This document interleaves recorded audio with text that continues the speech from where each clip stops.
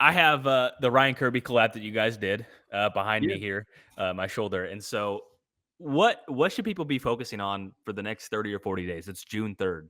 What are Yeah. you doing on your farm, and what is like top priority if you're going to go out to the farm and do something? You have to have this on your list. Man, I go back and say, okay, we're out of spring green up, and so much of what we do and advise for landowners is bedding.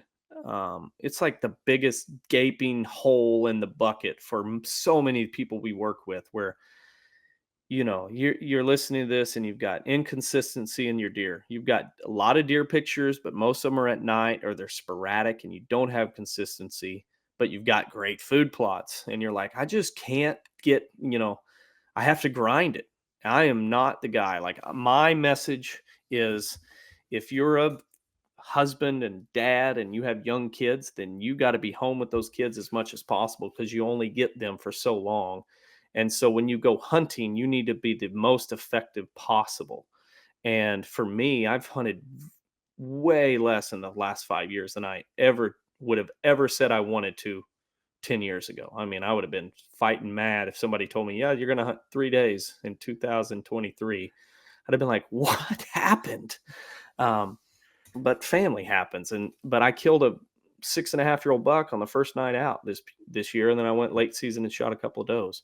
Um, and so for me, betting, no matter where you go in the world and in the United States where there's whitetail deer, food varieties change, but bedding is always, there's certain features about bedding that's always the same. And 90% of the farms we visit don't have it.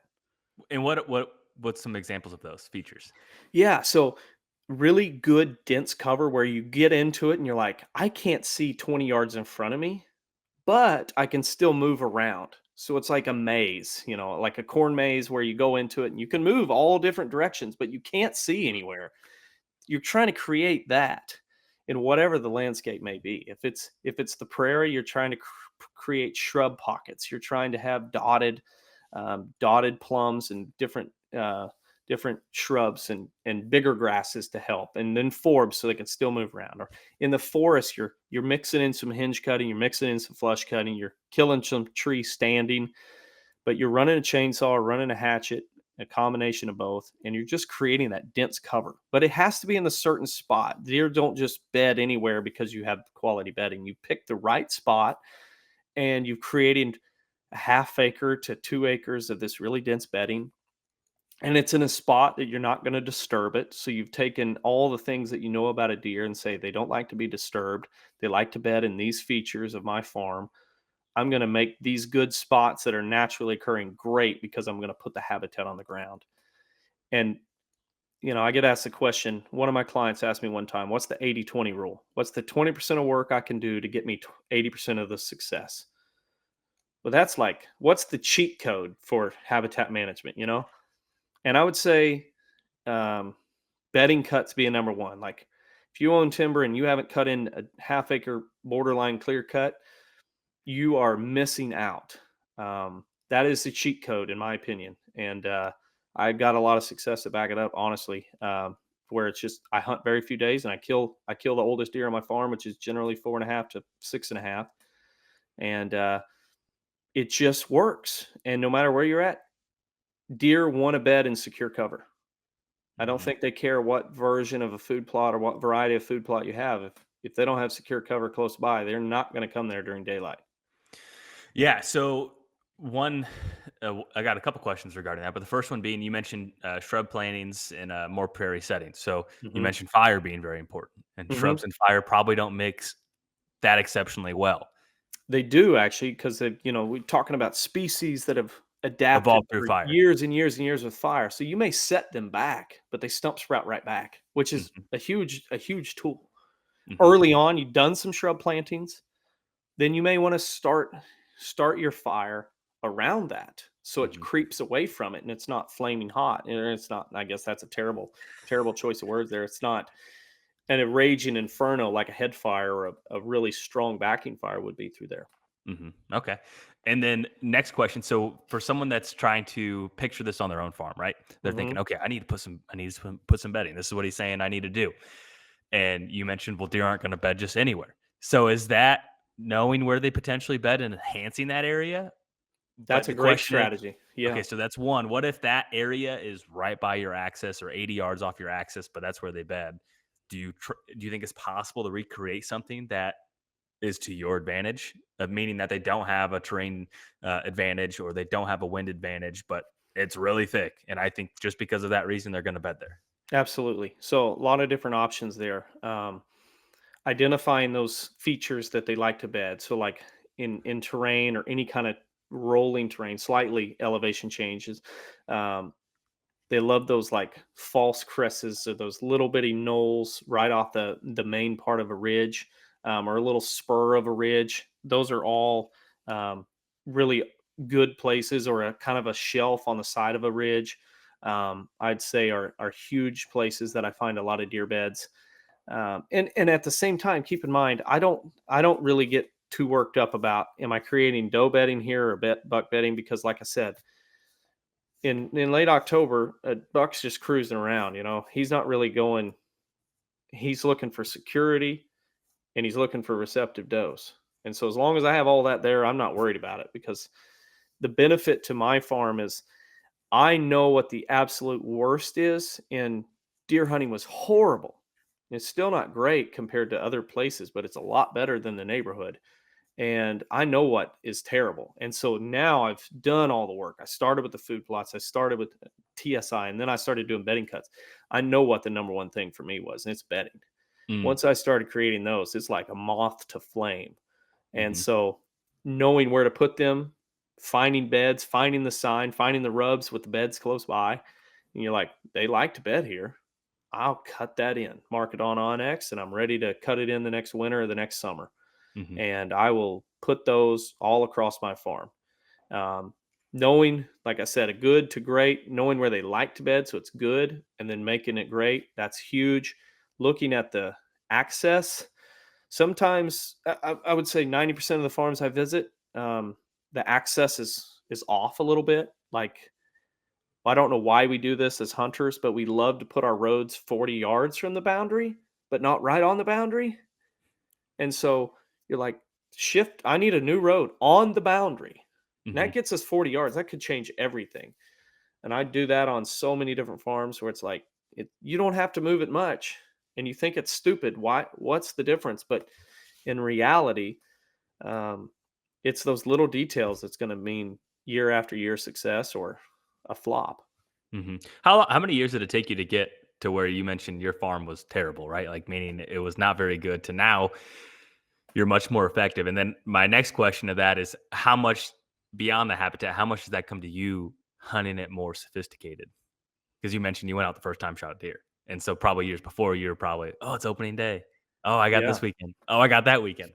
And so Man, like, is it that's a great twofold? question. So the deer I shot this year happened on a part of the farm that I've only done a little bit of work, but I knew what he was after. He was after bedding, and he was after really dense bedding. And so I found some beds, like solitary, I don't really use this term loosely, but buck bed, where it's like, this is one bed that one deer lays here, and it's a big bed, and he's all by himself.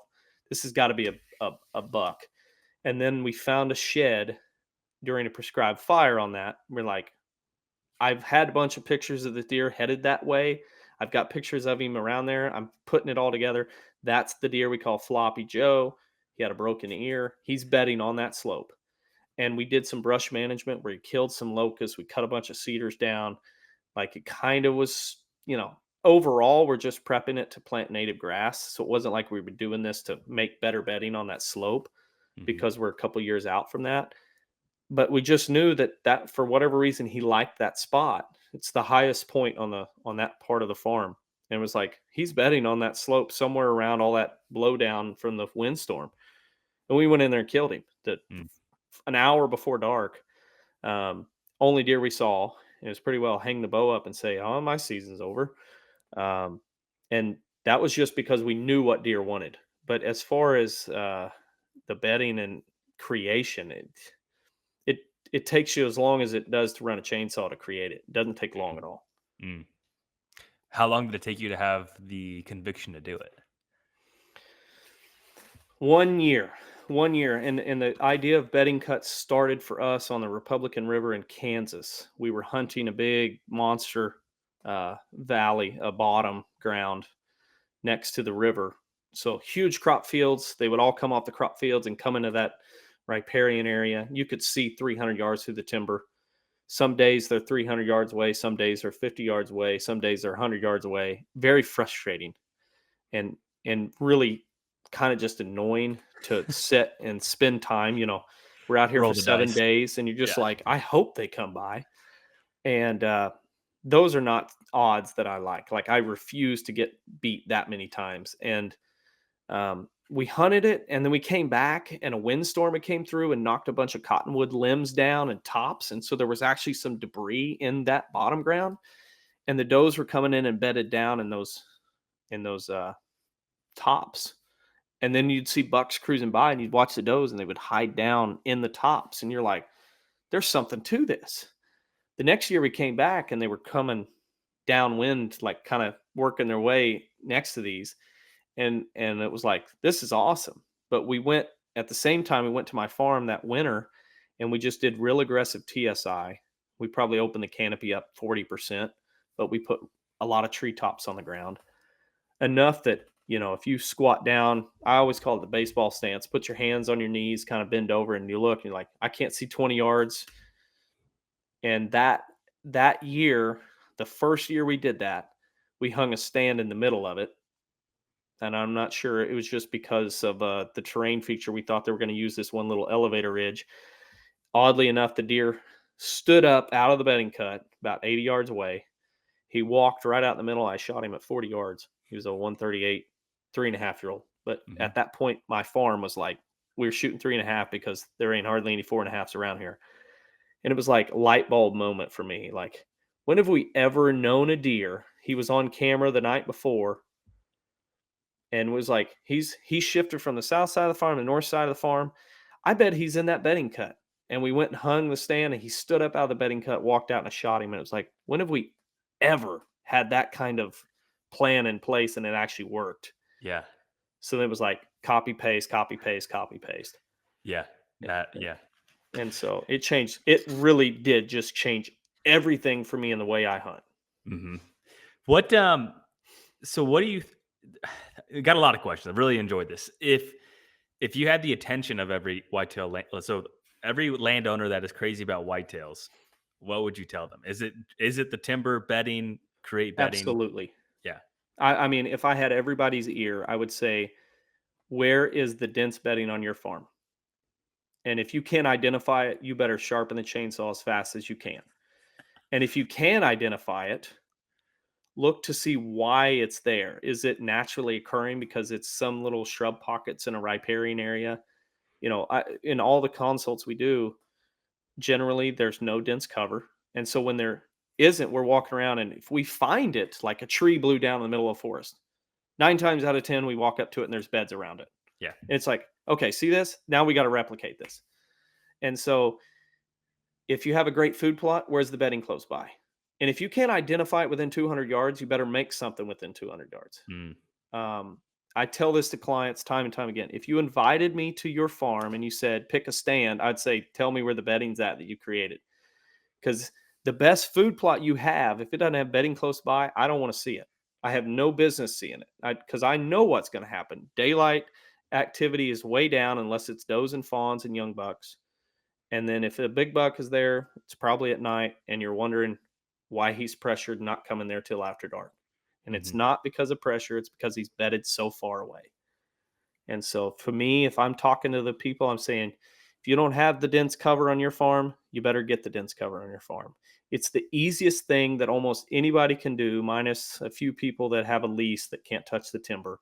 mhm, But it doesn't matter if you're in the Ozarks, you're in the Ouachitas, you're in the Appalachians. You can cut bedding in and improve your hunting. mhm. So if someone's listening to this right now. Maybe they're in Kansas, or maybe they're in Iowa or Illinois or Indiana, where Yeah. the farm they have is they're getting ready to roll it into CRP. I'm Yeah. hearing this, and I don't have timber on my piece, and I wanna create what you're saying, but I don't know how to do this. Do you think that could be accomplished in a prairie type setting through CRP contracts? Because they want the income. Yeah, you have to be finicky on this, but um, I've had clients do this. But the grass is great, and they're gonna pick. You're gonna have your list of species that you can plant. Um, Try to figure out if you can add maybe some switchgrass to it.